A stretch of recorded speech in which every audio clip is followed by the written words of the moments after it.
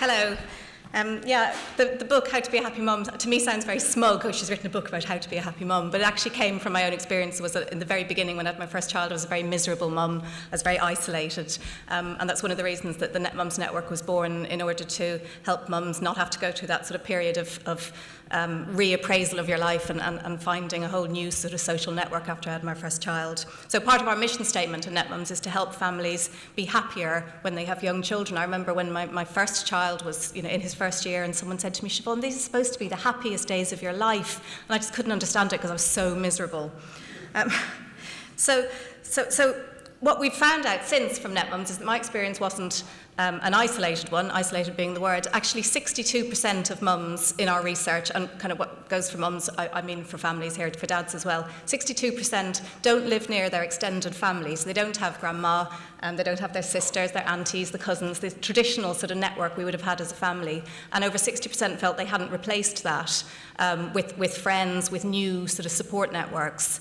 So that leaves a lot of lonely and isolated young families. And I think that therein lies a significant part of the problem, because actually the phrase, it takes a village to raise a child, there's so much truth in that. And now we have these young families, nuclear families on their own with a new baby, and I think that is leading to quite a lot of levels of unhappiness. So what we do, and you talked about loneliness as well, and I think it's interesting we both picked up on the same theme. Mother Teresa, who's my great hero, said something about that. She said that often the people in the West are poorer than the poor in the slums of India, because we have that loneliness, and actually loneliness is worse than hunger.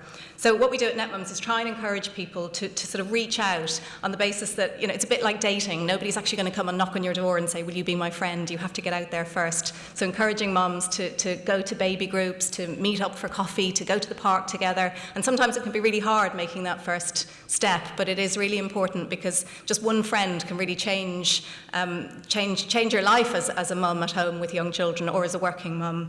And you add to this sort of loneliness and isolation of families, the pressure on families today, the pressure to be perfect, to have a great home, both of you working, to get your figure back straight away, to have the perfect relationship, just to be this perfect family. And all of that pressure is just leading, I think, to great unhappiness. We're coming back to the same themes. We also came back to the point that when you say to any parent, what do you want for your children, they will say, I want them to be happy. But actually, what makes children really unhappy is when their parents are unhappy. I don't know if each of you can remember back to if you ever saw your mother cry, or God forbid your father or your parents were fighting. It just hurts you more than anything. It's the worst thing in the world to see your parents unhappy. So those of us that are feeling, this happiness stuff, it's a bit indulgent, isn't it? I've got important things to do. Perhaps to get over that, you can think about doing it for your children. And there's all sorts of clever people here today talking about the science of happiness. There's sociologists and psychologists and ologists, and but actually sometimes there's wisdom in simplicity. So yesterday we posted on the Netmums website and across Facebook and Twitter, we asked people whose children are home in the holidays to ask their children and to say to their children, what makes you feel happy? We had hundreds and hundreds of answers, and it's really interesting that they fell into three very clear categories, and there wasn't much outside the three categories, apart from a few left fields, where we had Batman, worms, and penguins. But apart from that, they fell into three very clear categories. There was food. We had biscuits, Jaffa cakes, chocolate mini eggs, ice cream, and breakfast.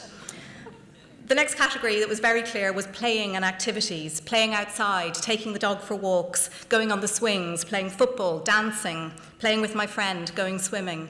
But the biggest category of all, and these are children aged between 2 and maybe 13, 14, the biggest category of all was reserved for family, my brother, my daddy, going on daddy's shoulders, when Nana comes, going to grandma's, when my baby sister laughs, you mummy, my family, my teddy, my best friend, cuddling and hugs.